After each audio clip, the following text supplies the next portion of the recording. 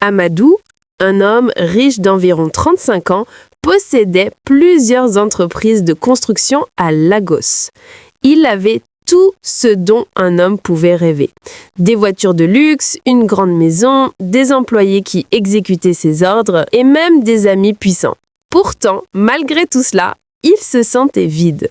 Chaque soir après ses réunions, il regardait par la fenêtre de son bureau et se demandait « Pourquoi suis-je si seul alors que j'ai tout ?» Un jour, il reçut une invitation pour un projet humanitaire dans le nord du pays. Il s'agissait de construire des écoles dans les villages. Sans vraiment réfléchir, Amadou décida de s'y rendre lui-même.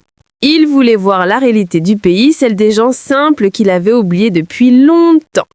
Il monta dans sa voiture, accompagné d'un chauffeur, et prit la route vers la campagne. Le trajet était long, les paysages magnifiques. Il traversait des champs, des forêts et des villages paisibles. Il vit des enfants jouer, des femmes rire, des hommes travailler sous le soleil. Et pour la première fois depuis longtemps, il se sentit en paix. Ce voyage allait marquer le début d'une transformation profonde, car au bout de cette route, dans un petit village perdu, l'attendait une rencontre qui allait changer sa vie à jamais, une jeune gardienne de chèvres nommée Aïcha. Le soleil se couchait doucement derrière les collines. Amadou, fatigué du voyage, demanda au chauffeur d'arrêter la voiture près d'un grand arbre. Il voulait respirer un peu d'air frais. C'est alors qu'il l'aperçut. Une jeune femme au regard doux, vêtue d'un pagne simple, entourée d'une dizaine de chèvres. Elle chantait une vieille chanson peule, sa voix résonnant comme un écho dans la vallée. Amadou resta figé. Il n'avait jamais entendu quelque chose d'aussi simple et beau à la fois. Curieux, il s'approcha et la salua. Aïcha, surprise, répondit poliment mais avec méfiance. Elle n'avait pas l'habitude de voir des hommes bien habillés s'arrêter dans son champ. Amadou lui demanda depuis combien de temps elle gardait les chèvres. Elle répondit en souriant « Depuis que je suis enfant. C'est la vie que Dieu m'a donnée. » Cette phrase, pleine de sagesse, toucha le cœur d'Amadou. Il resta un moment à parler avec elle, oubliant le temps. Aïcha lui raconta sa vie, ses rêves simples, avoir un petit commerce, apprendre à lire, aider sa mère malade. Avant de partir, Amadou lui laissa une bouteille d'eau et promit de revenir. Sur la route du retour, il n'arrivait plus à penser à autre chose qu'à elle. Cette fille du village qui n'avait rien, mais qui semblait avoir trouvé la paix que lui, malgré sa fortune, n'avait jamais connue. Le lendemain, Amadou retourna au village. Les habitants furent étonnés de voir un homme aussi bien habillé revenir 2 fois. Mais il n'en avait que faire, il voulait revoir Aïcha. Elle était là, sous le même arbre, entourée de ses chèvres. Quand elle le vit, elle sourit timidement. Cette fois, la conversation fut plus naturelle. Amadou parla de la ville, des immeubles, des voitures et de la technologie. Aïcha l'écoutait avec curiosité, mais elle ne semblait pas impressionnée. « Tout ça, c'est bien, » dit-elle doucement. « Mais est-ce que ça rend vraiment heureux ?» Amadou resta silencieux. Il n'avait pas de réponse. Il réalisa que cette jeune femme, sans études ni fortune, comprenait mieux la vie que lui. Ils parlèrent longuement de leurs rêves. Aïcha voulait apprendre à lire et aider les enfants du village. Amadou, lui, voulait bâtir des écoles pour donner une chance à tous. 2 mondes opposés, mais un même cœur, celui du partage. Ce jour-là, quelque chose naquit entre eux. Pas encore de l'amour, mais une lumière d'admiration et de respect. Au fil des jours, Amadou devint familier dans le village. Il saluait les anciens, parlait aux enfants, achetait des fruits au marché. Mais les rumeurs commencèrent à circuler.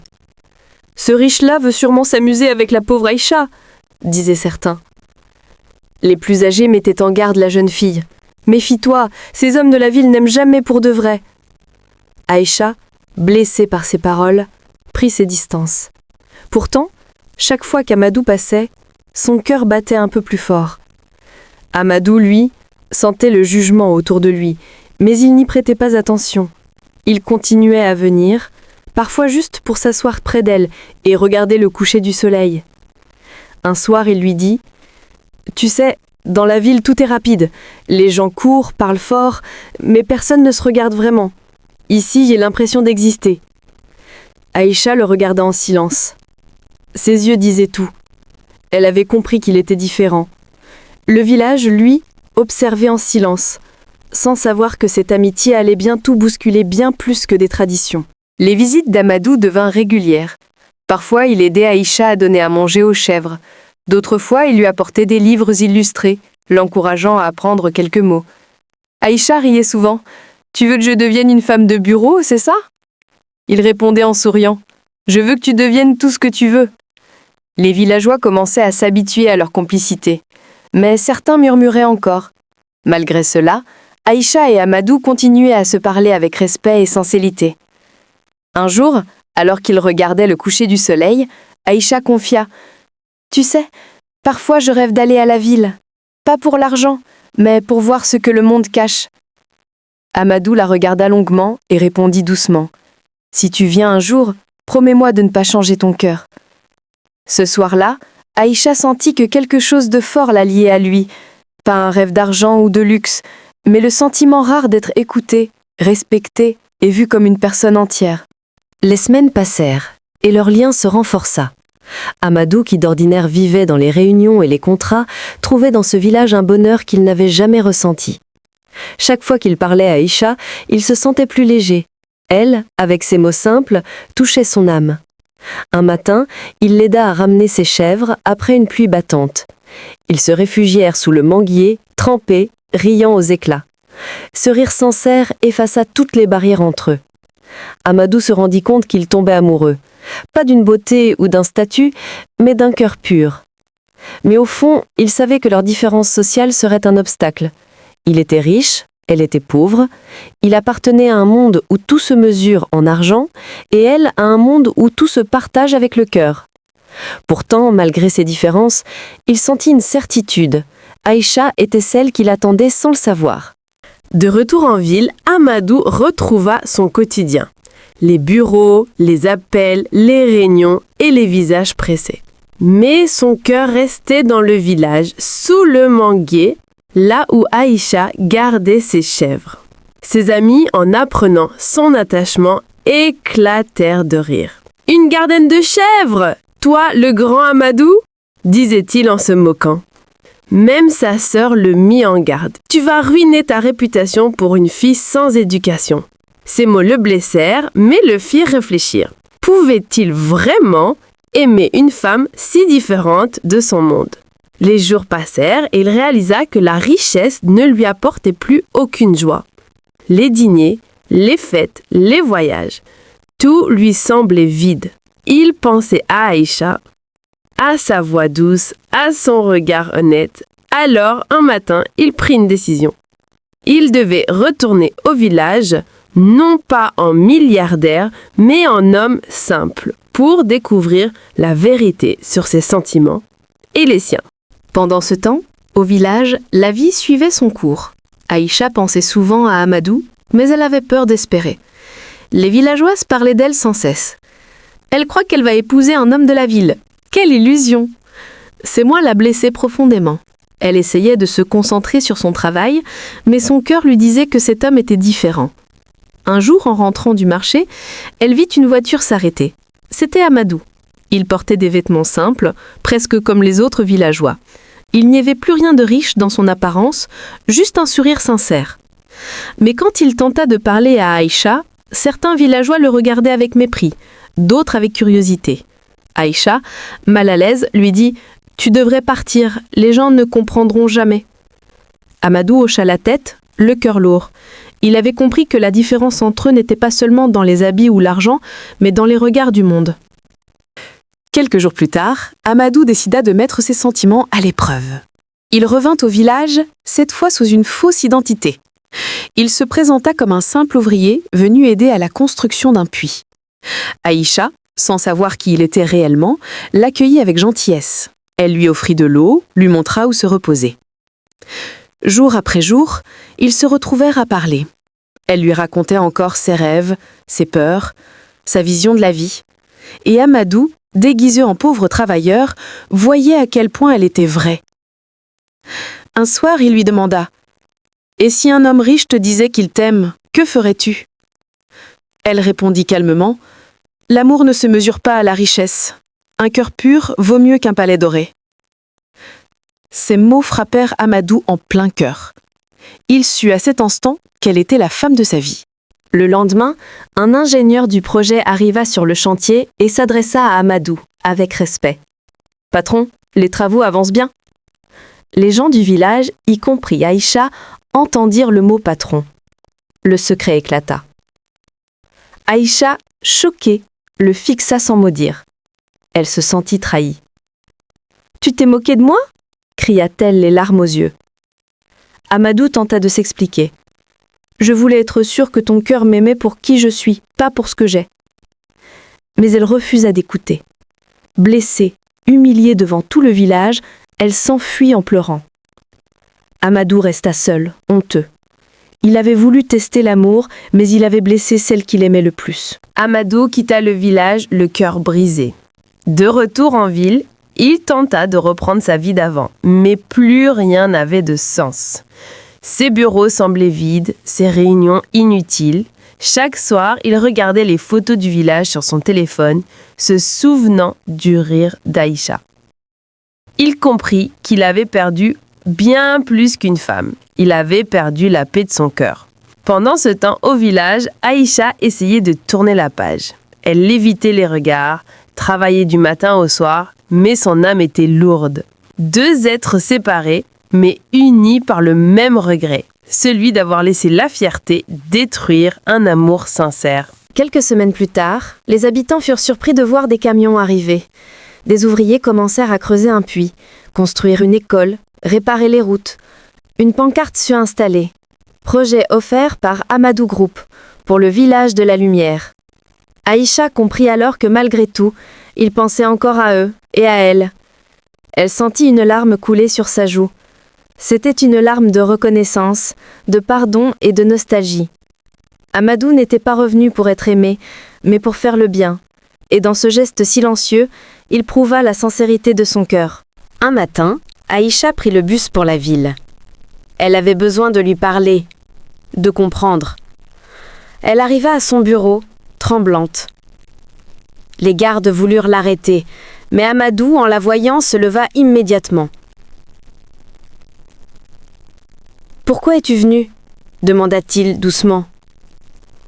Elle répondit « Pour te dire que je te pardonne. Tu as voulu savoir si mon amour était vrai. Aujourd'hui, je sais que le tien l'était aussi. » Les deux se regardèrent longuement. Le silence parla à leur place. C'était un moment d'émotion pure, d'amour retrouvé.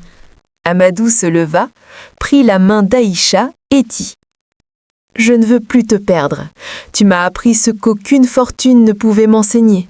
La vraie richesse, c'est un cœur sincère. » Aïcha, les yeux pleins de larmes, murmura « Alors, bâtissons ensemble une vie simple, mais vraie. » Il sourit, et dans ce sourire se trouvait toute la promesse d'un avenir nouveau.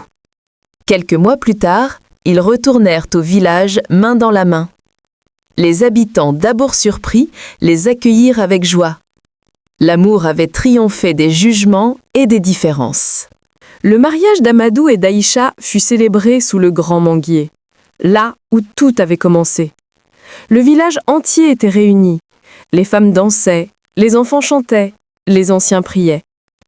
Amadou, vêtu d'un boubou blanc, souriait avec fierté. Aïcha, magnifique dans une robe traditionnelle bleue, semblait briller. Ce jour-là, deux mondes se rencontrèrent, la richesse et la simplicité, la ville et le village, l'or et la terre. Leur histoire devint une légende locale racontée à chaque génération, celle d'un homme riche qui découvrit que le véritable amour ne se trouve pas dans les voitures ou les diamants, mais dans un cœur humble et sincère. Et sous ce manguier, on disait souvent « L'amour ne regarde ni le statut ni la richesse. Il écoute seulement la vérité du cœur. » L'évolution d'Amadou est particulièrement réussie. Son voyage n'est pas seulement géographique, c'est un voyage intérieur, une transformation de l'âme. Il apprend à écouter, à aimer sans condition, à reconnaître la valeur de ce qui semble petit aux yeux du monde.